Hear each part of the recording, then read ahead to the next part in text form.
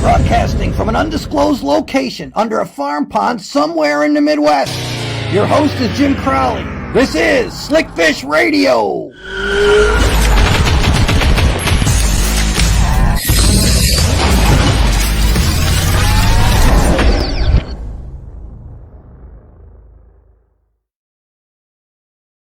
Hey everybody, welcome to Slickfish Radio. Another exciting episode this week, and I am so glad all of you here. We just posted a picture a little bit while ago on social media just to let you know that we're going to bring in pro angler Ott DeFoe in a little bit. Been looking forward. He's been one of my favorites for a long time, and he's such a nice guy, and I'm looking forward to having him on the show. I do want to tell you that tonight at the end of the show, I'm going to be giving away one of these Wave Army t-shirts from American Tackle. So if just so you know, so the question's going to be is that American Tackle is known for their award-winning guide system.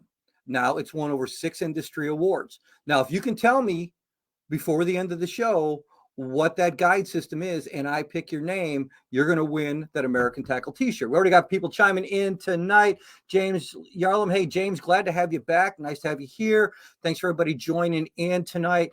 Rick Reed, hey Jimbo, how you doing, Rick? Good to see you. Hey, I want to thank our sponsors who help bring the show to you every week before we bring, hey, Jimmy Neese from California. Jimmy, how you doing, buddy?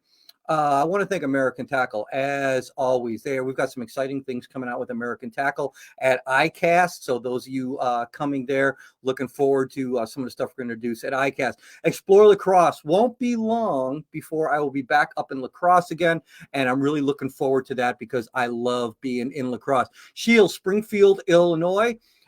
Their shelves are packed, folks. So if you're looking for some extra tackle, Shields definitely has it. And we are powered by Dakota Lithium. I'll tell you what, I spent all day in the wind yesterday filming a show on swim jigs. And if it wasn't for Dakota Lithium, my other batteries wouldn't have put up with what they did yesterday. So I'm very, very grateful to be powered by them. Jeremiah Bursch is here, Jim. Looking forward to hearing from the River Otter. Yeah, that's right. And speaking of that, bringing him in, Ott, how are you, buddy? I'm doing good, Jim. How are you doing? Good. Were you fishing today? I did fish a little bit this morning, actually. Yep, out here on the river behind the house. Did had a little bit of a photo shoot. Actually, that's why I'm still in this Mossy Oak shirt. We had getting some pictures for ICAST for Mossy Oak. But yeah, did a little bit of fishing out here this morning and piddled around some. That was about it. Well, great. I got some other people coming in. Rick Reed said hi. Oh, there's my lovely wife, Rhonda. She says to say hi. And and I don't know if she says proud of you. So maybe she's proud of you, Ott. It could be me. I don't know. But anyway. I bet that's you. Yeah, but maybe. Yeah, maybe. And guys, everybody, if you got, hey, Rick Reed says, Ott is in the house. Yes, he is. And so I'm thrilled to have him here. We're going to have people commenting like crazy, going on back and forth here. I want to talk to you a little bit about your most recent win. Because right there at the end, and that was in Texas, isn't it like your 3rd tournament in Texas in the last year? I think it would actually be 4th. Oh, wow. Holy cow. I believe that's right. So, yeah, one at Sam Rayburn, one in Waco, Texas in a cup. Right. And then what was Lake Athens was the one before that. That was in 2020. So and this was Travis. This was Travis, right? This was couldn't remember. Palestine. Okay. For a minute. Yeah. So Athens was in 2020. So it's been a couple of years, but in a 2-year span, 4 tournaments in Texas that I was able to pull off the win. Holy cow. I'll tell you, they're probably asking you to move there. I don't think you'll ever leave Tennessee, but if you wanted to get a house there, you obviously could. Yeah, no, they would definitely like us. I would enjoy living in Texas most of the year anyway. No, there's a lot of pretty places down there. Yeah, I'll one of the things that last part of that tournament there, one of the baits you were throwing, and it's a favorite of mine, and I want you to go into it a little bit because I still don't. I know there's people out there throwing the Tokyo rig, but can you go into it and explain a little bit why you think it's so successful? Yeah, it's unique in the fact that it keeps your bait, up off the bottom, kind of whatever the set amount is. We've got a new one now that's got things coming in ICAST this year that's got an even longer dropper on it. I've not fished with it any yet, but that Tokyo rig, it's got a 3 or 4 inch, I call it a dropper, but below the hook that kind of acts as almost like a rigid version of a drop shot rig, basically the same, keeping your bait up off the bottom that way. It's it's just a little bit different look, the way that the way fish are going to see that, and always being up off the bottom. And in that situation on Palestine, I was fishing on on beds and where I could visibly see bass, and I was actually using a swim bait on that. So I wanted it, with that swim bait. I mean, when you see a bluegill or any Mm-hmm. fish for that matter, they're not belly to the bottom. They're not literally resting on the bottom. They're always up off the bottom, even if it's just a couple inches. And that's why I really like it on that Tokyo rig. I think it looks like a more natural position when you pull it up tight. What you can do with the Tokyo rigs, and I'm sure you've done it before, Jim, if you give it slack, it's just like on a drop shot, that it's going to fall over Mm-hmm. and go to the bottom. So, you can let that bait go to the bottom, you can pull it back up, you can let it go back down without ever moving that bait from where it Right. is, so you can really make that bait move a considerable amount on that Tokyo rig without actually going anywhere. And when you're trying to aggravate a fish into biting on the bed, I think that can be really effective. Yeah, what I've even done before is taking a tube craw, and there's a lot of companies out there who make a tube craw, and I'll put like a little walleye float inside the tube Mm-hmm. craw, and then when you pitch the bait in, like you said, you're shaking it and you drop it on the bottom, and that tail just comes straight Yeah. up. And what I've really liked about the bait or the presentation is that when you set the hook, the weight doesn't come in contact with the fish's mouth first. The hook Mm-hmm. does, That's and I'll never say anything is 100% hooking percentage, but goodness gracious, this thing comes pretty close to it. Have you experienced the same thing? I have on more creature style baits. Now with that swim bait I was using on it, it's a wide bait. It's Mm-hmm. really not, in my opinion, it's truly not made to be rigged. Essentially Texas rigged, where it's Mm-hmm. threaded up on a wide gap hook like that. So because it is pretty wide on that rig, and it wouldn't matter what you were throwing it on, if it's a Tokyo rig or just a weedless swim bait hook or whatever. You wouldn't be 100% with that, just because it is such a bulky bait to Right. start with. But I agree with you 100%. If you're fishing a more traditional, crawl style baits or something, the Tokyo rig is really, really effective because of exactly what you said. You don't have that weight in front of it to hit the fish's mouth on the Right. way out, to cause that fish to pop open like that. When I've fished a crawl or other style baits on it, it is pretty close to 100%.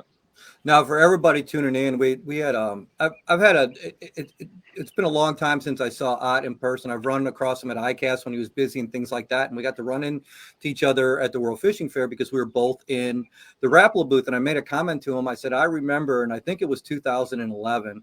I could be off by a year a little bit, but I remember. I remember when Rapala brought you and Jacob Mm-hmm. Wheeler to the team, and I Yeah. think we all went out to dinner that night. With Dan Quinn was with us, is a good friend of all of ours, and Yeah. and so it was interesting for me to see the progression of you two, and I'm so glad that both of you have done so well, because as good as you guys are, at least when I've talked to you, and I've heard this from other people, you guys are so kind and so nice, and especially with all the pressure that gets put on you. One, I want to thank you for being on the show again, but two, some people don't know that listening to this, but I got to do a seminar with Ott when we were in Bass Pro Shops, and none of us knew we were going to do that. No. He leaves the Rapala booth, and he's like, well, I'll stop by later. It's okay, great talking to you, blah, blah. Couple minutes later, one of our guys is getting a text, where's Jim? And I'm like, Yeah. where am I supposed to be? And they said, you're doing a seminar right now. And I said, no, I'm not. It's not till 3:00. And he goes, you're supposed to be on the main stage with Ott. I go, does Ott know that? Because I don't know that. And so they had to rush me through the crowd because I didn't know where the main stage was, and it was quite a ways from where we were. Oh, it was, yeah. I get up there, and Ott's like, well, it's about time you got here. And I'm like, oh, I didn't know. Yeah. And it was I could so give you a fun. hard time because I didn't know either. Yeah. But what was fun, we had so much fun up on the stage, and the crowd was great. And what I wanted to tell you is later on, afterwards, we go to get down and we both say goodbye to everybody. It was a nice crowd, a lot of kids, a lot of fun stuff. And so I'd signing autographs, and I said, I'll be back in the Rapala booth if anybody, has any more questions. Well, about an hour went by, and all of a sudden, I think a lot of the people that saw you came over to the Rapala booth, and we're handing out hats and talking and signing and showing baits and Yeah. everything. So that was so much fun that day, and it was. I really appreciated being up on the stage there with you. I thought it was a great time, and I think the crowd enjoyed what we did too. Yeah, yeah, and I did too, Jim. Yeah, it definitely was a good time, and it's doing those seminars. It's always so much fun when you've got another person up there to feed off of. You know, Sure. when you can kind of bounce ideas off of each other, and sometimes you find things that are similar, and sometimes you find things that Right. you do completely different. You know, that are equally successful. So that's what's fun about about doing a seminar with somebody else and just kind of sharing your thoughts and hearing what somebody else has to say and when your opinions are similar or whenever they're different. You know, Right. it's neat to learn from that. Well, yeah, that's how you learn. I've always said if you are gonna get good at anything, you need to learn from people who are better than you. And I tell That's high right. school and college anglers that all the time.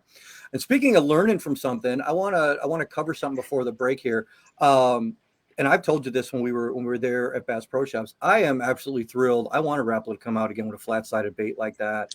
And Yeah. I really like the OG Slim, but dude, that OG Tiny, that is one fish catching son of a gun. Yeah. That is just one of those things that I just like keeping tied on. I'm going to Mille Lacs next week, and I guarantee Yeah. you one of them little tinies are going to be on there because I know something's going to just slam it. Yeah. Have you been now? You told me I think that tiny is what you were really. I mean, you like both of them, but tiny is what you were looking Right. forward. Can you elaborate a little bit on that? Yeah, I definitely was. You know, Slim was kind of a modification of a previous Rapala bait. They had actually discontinued it, but it was a modification of that. And Slim is a pretty good size bait. You know, Hmm. for especially for what we do with flat sided crankbaits for the most part. It's on the certainly on the upper end of the spectrum. It casts really well because of that. And it dives about kind of the right depth, you know, getting into that 6 foot range or something. But it definitely is on the large end of the spectrum. Tiny, on the other hand, is it's kind of on the smaller side of it. But Hmm. for me, when I think of a flat-sided crankbait, a lot of times I'm thinking a smaller bait, more finessey, something that is going to get bites when other stuff just doesn't. And that tiny is literally a bait I've made in my garage. We've lived where we live now for 4 or 5 years, but I mean, from the time I was living at mom and dad's house, the tiny's a bait that I was making in the garage there. When I was a teenager. So yeah, that was the bait that once we got the OG series started, I was like, this one has to be, it has to be one of the first ones that comes down the pipe. So it really was. It's double edged sword. It's awesome to see it, hanging on the shelves in Bass Pro Shop, but it's also hanging in on shelves in Bass Pro Shop. And everybody else can go buy it and use it. So it is kind of a double edged sword, but it is a special little bait. Yeah, and I enjoy catching it because it's that, or I enjoy fishing it because it's just that perfect size. And Hmm. I want to talk one more thing before we go about the break on those flat-sided cranks because I know a lot of people have been talking about flat-sided baits are so great in cold water, and they Hmm. are. But I've also found that if you're going back over the bank with something, that's another great little bait, especially if you've got halfway clear to lightly stained water clarity. That seems that, Hmm. and it's actually comes through branches pretty darn good for a brown billed bait. Yeah. What are some of the times that besides at cold water that you can think about, hey, this is a good place for tiny where I could use it?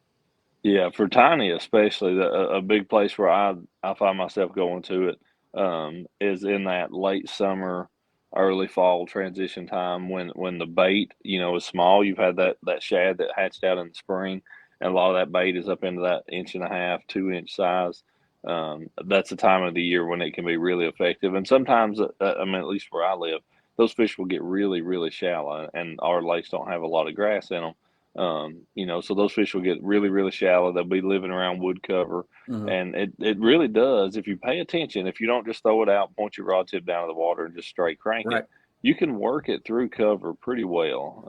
With learning a little bit of how the bait feels when you're coming up to a piece of something and that kind of stuff. You can worm it through cover pretty well. And that's the time of year that when the fishing's tough in that August, September, maybe October time period that I find myself reaching for it again. And it's definitely the opposite of cold water, but a lot of it has to do with those fish are keyed in on some of those smaller bait fish that are so prolific that time of the year.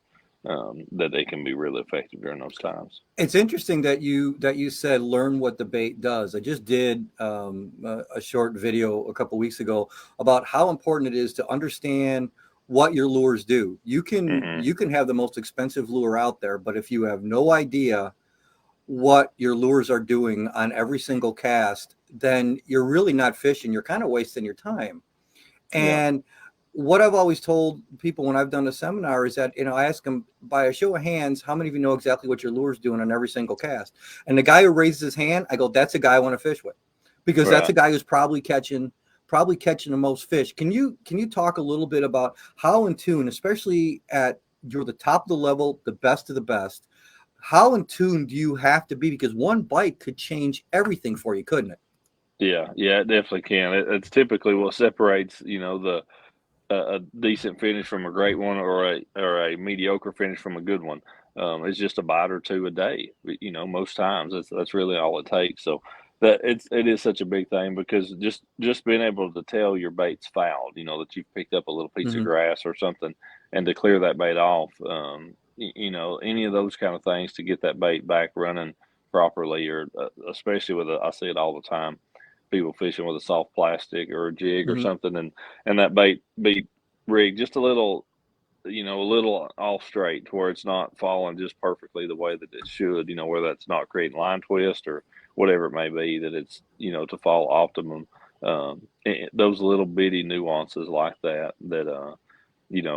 people just miss. The big thing with the crankbait, as much as I love a crankbait, is making sure that the bait's actually in tune. Making sure that it is running true. If you imagine you throw out there buy a piece of cover or something, and you go to reel down to it, well, your bait's out of tune, it runs off to the side of it, misses it. And so instead of making contact with that cover and getting the fish to react and catching it, it ran down the side of that piece of cover, the fish come out and followed it, and now it didn't bite. So it's now pulled off the cover, and you didn't catch it. So that bait being 6 inches to the side would have created the deflection that caught the fish. Yep, knowing what your lures do, plain and simple, makes you a better angler. It's not always about brands; it's about knowing what those lures do. Hey, we're going to take like Chuck Woolery used to say, we're going to take a break in 2 and 2. Okay. And when we come back, we are going to talk to Ott a little bit about hunt for monster bass, and then I want to talk to him about something we share with a lot of our our viewers and listeners as well, and that's our faith in Jesus Christ. We'll be back in 2 and 2. American Tackle is home to the award-winning microwave line control system. Rod blanks to reel seats, ferrules to finish, grips to guides. They're committed to the very best in rod building components. Find out more, americantackle.us.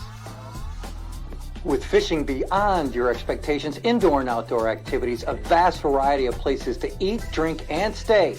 Discover your next adventure between the bluffs. ExploreLaCrosse.com. Located in Springfield, Illinois' largest selection of sports and sportswear, hunting, fishing, specialty shops and services, a 65-foot Ferris wheel, 16,000-gallon saltwater aquarium, and industry-leading knowledgeable employees. You don't take chances at Shields, ever. Go to Shields.com. Believing quality is measured by lifespan and harnessing their unique chemistry and engineering know-how. Dakota Lithium lasts 4 times longer, powering your passion with an 11-year warranty. Find out more, DakotaLithium.com. Slick Fish Radio with Jim Crowley can be seen and heard on Roku, Fire TV, Spotify, Amazon Music, and iTunes. All right, we are back with pro angler and just one great guy, Ott DeFoe. We got a question from Rick Reed here, and Rick says, your best tournament ever, Ott, and the bait that took you over the top. Wow, you got to think on that one, buddy. Yeah. I guess the tournament would have to be the Bassmaster Classic. That's a pretty tough one to beat. It was right here at home in Knoxville, Tennessee. Slept in my own bed, to get to fish that one. So, but it being the Classic and being at home, and that being everything that I watched growing up and made me want to be a bass fisherman. That has to be the one that takes the cake. The two main baits, that won that for me. That Arashi Vibe was number one. Lipless crankbait, Storm Arashi Vibe, and then the year or so later they came out with a color. I was taking think they call it rusty crawl. I was taking it, it's kind of a gold one. Yeah. I was taking it and coloring it with a Sharpie to get it the right color that I wanted. But then they came out with that color and called it Classic Crawl. That was my main bait. Secondary bait was a 3/8 ounce bladed jig. But yeah, those were the two main baits in that Classic win. And that Arashi vibe is such a cool lure because it falls almost horizontal when you rip it and let it fall. And that's just a flat out good fish producing lure. Yeah, it really is. It doesn't get a lot of the love that some other lipless crankbaits get. It's kind of got that one knocker, kind of a thud. It's not a real loud bait. Man, it really does catch them. and the hooks on it. One of the things we were talking about, of course, all the Rapala baits, all the VMC hooks on it. But what I really liked about the OG Slim and Tiny is that they have those new hybrid trebles on there. Yeah. The only bad thing about those, dude, is taking those things out of the package, man. Almost always one runs me right through. I'm like, that has got that bend on the top right there. Just for those of you guys listening out here and watching, check out some of those new baits with the hybrid treble on there, because it's almost got like a lock system on that hook. When a fish hits that, man, those fish are hooked. It's an incredible little hook. Yeah, I love that hook. I've been using that for several years now, and that was when we did the OG line. That's my favorite treble hook, and I was like, that was a part of it that I wanted to do. It's a premium, a little bit, more expensive hook than what comes stock on most Rapala baits, and they were willing to put that on there because that's what I wanted. Makes a difference. And I wanted an angler. I wanted to be able to promote that bait as you take it out of the pack and tie it on. It's exactly what I've got tied on. But you don't need to go and buy these treble hooks and make this change. Take it out of the pack and tie it on. That's what I've got tied on. I want to talk to you a little bit about the hunt for monster bass, man. All these people are clicking. And guys, if I don't get to you, I'll say hi to you after the show. If we don't get, because there's a lot of you coming on. If you got any questions, we'll do our best to answer them for you. But I want to talk about the hunt for monster bass. And the reason I do is because I have a cameraman, and when we film and edit for my show on Wired to Fish TV, which, like I told you before, you're ahead of all the time because I see your commercial all the time. And so I see it quite often.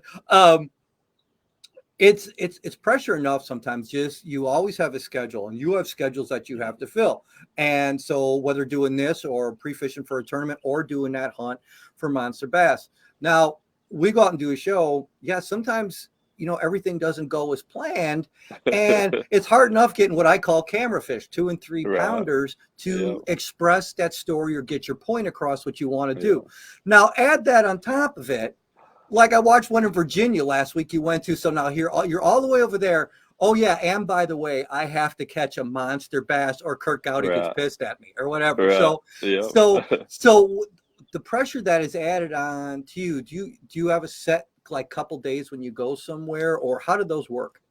Yeah, definitely. We typically, we usually try to get multiple episodes from a location, just, expense wise and stuff. But we typically will always plan at least 4 days, usually 5 of shoot days, and try to get to, the goals to get 2 episodes and 4 or 5 days. So we always plan at least 2 days, per show we're trying to accomplish in the field. And, I've been on somewhere where we've fished 4 days and we got 1 show. It's just kind of the way it goes, especially like you said, the name kind of puts you in a tough spot, but you're trying to catch a big one, and good, you need filler fish to go with that too. Yeah. With the format of the show, you just don't need a bunch, because it truly is about, 1 or 2 special fish. So, it's nice to have, 2 or 3 or 4 decent fish, but then you're 1 show fish. You catch that 1 fish, and you honestly that could be the only one you catch, and it could build enough of a story around it. But yeah, it's nice to have some filler fish to go along with it too. But it's a tough kind of a tough show to shoot, especially doing most of it on public water. And all ours are done. All ours, I think, except for one where we take a trip and we tell everybody every year. All ours are done in public water. And I was out on one yesterday getting a swim jig show, and that was it. I needed 1 more. And you don't need the big one. We caught the big one, so we did the close on that. That's fine. But that filler fish, what you said, 22 minutes goes by fast to most people who are fishing until you try to put together a fishing show. And then 22 minutes sometimes takes a bit to fill up. You know, it may be a short striking fish. There may not be a lot of action your cameraman can do. There's a lot that plays into it. I've got another question here for you, Ott. It said, you and your family are so awesome. Love your faith in the Lord. That inspires me. Thanks for all you do. No doubt your faith leads you and family. Keep up your faith no matter in your goals. My faith gets me through my day and my fishing. Amen, brother. Awesome. And yes, absolutely. And that's a great segue into talking about this. Now, as I read, you started fishing when you were around 9 years old, right? That's right. And my dad had me in a boat when I was 3. Started me really, really young. And as I grew, as I got older, I don't know if it was 20, 25 years ago or whatever, maybe a little longer than that. But I came to have a strong faith in Jesus Christ, and especially the stuff that we see going on in the world today. There's a lot of bad that seems to be around us. And we really need an anchor there. And just going through the Bible's foreseen these things that are happening. It's not really a surprise to anybody who's a Christian. Yeah. But when you're a family man like you are, and you have that great series on there, Jesus, Ott, and Jenny, and so you as a father, you're not only a professional angler and a Bassmaster Classic winner and all that, you're also a father. Yeah. And you're a husband. And there's got to be basis in faith to that, because if not, all that stuff, one, wouldn't mean nowhere near as much to you, or quite possibly could fall apart. Could because of no faith. Can you go into a little bit about the faith being, where is it in your, that sounds like a dumb question, but where is faith in your family, and explain that? Yeah, absolutely. Yeah, that's I look at who I am, or and that sort of thing, and multiple different layers. Number one, like you said, a believer in Jesus Christ. I've been, I'm saved, and know Jesus as my Savior. So that's number one. Amen. Number two, a husband and father. Having a family at home is it's certainly number two. And then I've got a really cool job, and that's that's as being a professional fisherman, and I use that platform as best I can to reach others for Jesus. I think that's something that I'm really thankful. I'm so thankful for what He has done and blessing my career. But I know number one, I know that my talent, my gift, my God-given talent of being an angler and just understanding fish, the way that I do, I know that that's a gift from Him. And I know that the work ethic that I've had and continue to have to be better at that work ethic is also from Him. He tells us to run the race ahead of us as we're running for the prize. Don't just try to complete the race. We're supposed to try to win the race. The race of life. So that's that's certainly something that he calls us to do. Whatever we're doing, whatever our race is, whatever gift and talent and place that God has put us in, we're supposed to do that for His glory, not for us. We're supposed to work for Him, and not as though we're working for man, but as though we're working for Christ the Lord. So, I mean, that's what I look at. I look at my number one, I'm a Christian. Number two, I'm a husband and a father, and number three, I've got an awesome job. But my job allows me to talk to people who would never listen to me otherwise. If I didn't have those titles beside my name. So I'm thankful for those. But like I said, I know they're a gift from Him to use that to give Him the glory for them. And as that's an awesome way to say all of that. I noticed as I was, when I was younger, I would I'm ADD, so I've got to solve everything myself, right? I'm always pushing forward. And the older I've gotten and the more faith that I've had in Christ, and I read constantly, I'm just trying to get better knowledge about Christ. And there always seems to come back to one theme around is the life that you live and the way you help other people. And if you put your heart into it, they will see Christ in you. Mm-hmm. And that's not something, in my opinion, that's not, when it's from the heart, that's not anything that you can fake. That is, I'm when I spend my time on the water for the job that I have, I truly, I know I wouldn't have got there. I had another job for 30 years and doing this. I'm very grateful that I got to the point that God said, okay, maybe now you're ready for it. Right. And that's how I looked at it. Maybe, maybe now you're ready for it. Now I'm going to give you a little bit more responsibility. It's up to you That's right. To do a little bit more with it. And that's why we end every show by saying, God bless all of you for watching. I thank listeners on this show all the time, because I wouldn't have a show without them. And I'm very thankful for all of them. And I know it's cool for you, and you get to meet people that have watched what you've done, and they really appreciate it. They like seeing us smile. They like seeing us laugh. They like seeing us anything else. And then when they meet you and you have that same portrayal, they're like, oh man, he is as nice as, and it makes, we all have bad days, but we're also we're both, I'm sure, very gracious that God has blessed us with different talents and different things, different families that we're all very grateful for. And when other people can see that, I think that's one of our best messages, to bring people to Christ. How do you feel about that? Yeah, no doubt about it. But people look at the way you live and the way you act and those sort of things more so than just the words you say. The old saying of actions speak louder than words. I don't think that's not a verse anywhere to my knowledge.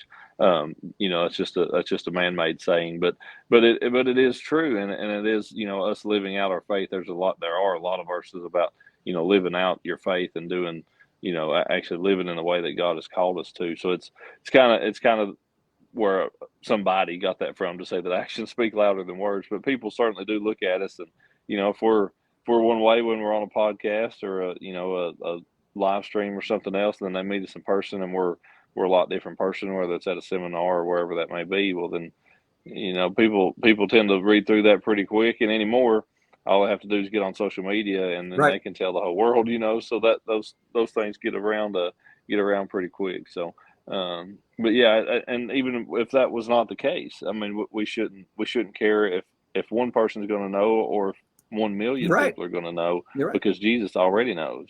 He already knows our hearts. So if that's not who we are through and through, then it really doesn't matter. Yeah, that you can't hide from. No, you can't hide from that. Let's see, we got, holy goodness, a bunch of other people commenting and everything like that. Yes, guys, this will be on later on Facebook, and as of tomorrow, then it goes to our channels on Roku, Fire TV, for those of you joining us who may have not joined us before, as well as iTunes, Spotify, and Amazon Music. So you'll be able to see or hear this whole interview. So either you'll be happy to hear hot and sick of me, or however it goes.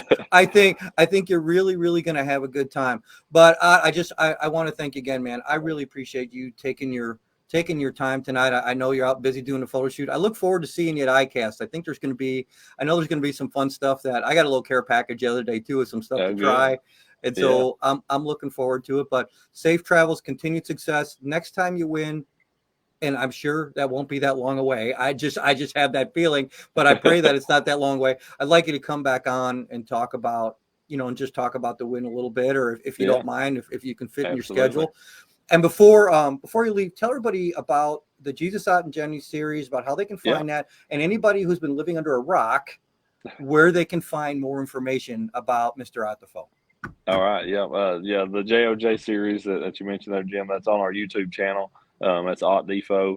Just go to YouTube, and that's a series that Jenny and I did a little over a year ago is when we started that. We've had our 1 year anniversary. So great. It's been a lot of fun, and for 8 or 9 months, we kind of just went through our life story, of how we got to where we are at this point in our lives, and told a lot of the backstory of how we started dating, and what all that looked like for us, and kind of our lives coming together. And I think it's a pretty neat story that God's given us as far as to how we got together. But social media stuff, Facebook and Instagram are the two that I'm on the most, as well as YouTube. But Pro Angler Ott DeFoe on Facebook, and then just @Ott DeFoe on Instagram is the place you can find me.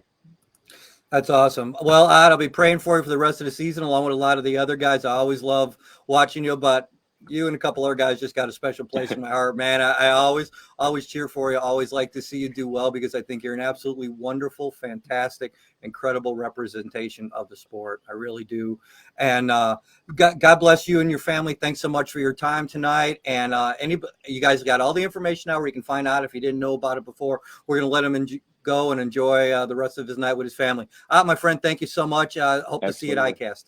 Yeah, we'll see you there, Jim. And thank you for having me, and God bless y'all. What a great guy. I told you, he's an absolutely fantastic guy.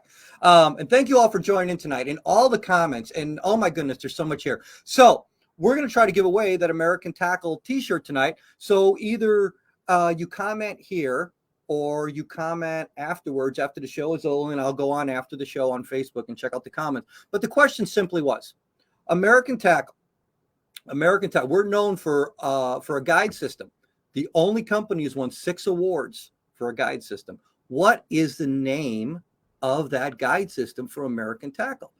Tell me in the comments, and then I will make sure to get your information like I always do, and I will award you this wonderful, it says Wave Army in there. That could give you a little bit of a hint of it, but I will award you, and American Tackle will get you this wonderful shirt. So actually, Jimmy Neese, that is not it. The answer he said was Wave Spin. That is not the guide series. Go to, let's do this. Let's give you guys some, check this out. Here, you get 20% off American Tackle. Go to AmericanTackleAnglerProducts.com. Put in a code JCO20, and you get 20% off. My favorite Fish 419 sunglasses. Go there. Put in the code ThanksJC, and you get 10% off any sunglasses. And we have some new stuff coming.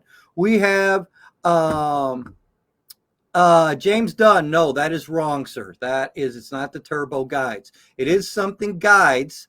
Go to AmericanTackle.com. It's pretty easy to find it, guys. So I'll stay on for a couple more minutes here and see if anybody can do this. Meantime, I want to thank American Tackle for being one of the sponsors of the show. So many great things coming from American Tackle, and they're going to be released at ICAST. I also want to thank our friends at Explore Lacrosse. Absolutely fantastic people there. I will be back in Wisconsin next month. We'll be filming some shows there in Lacrosse. Can't wait. My friends at Shields in Springfield, Illinois. Incredible store. Great customer service. Nobody knows their departments better than the employees at Shields. And Dakota Lithium.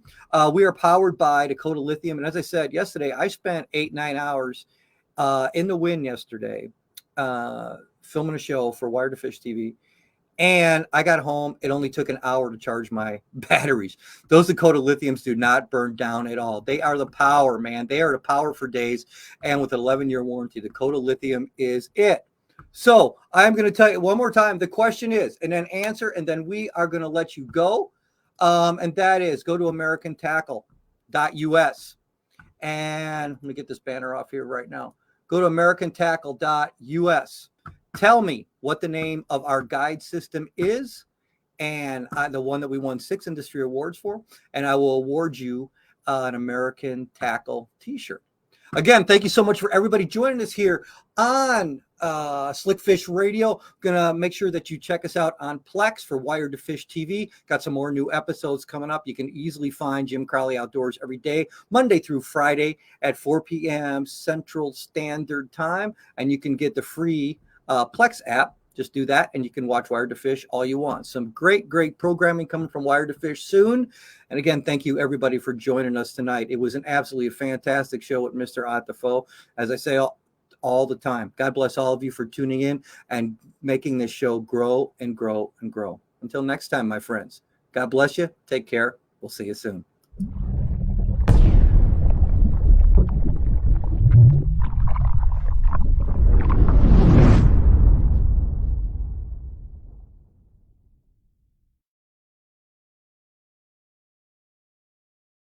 We have a winner.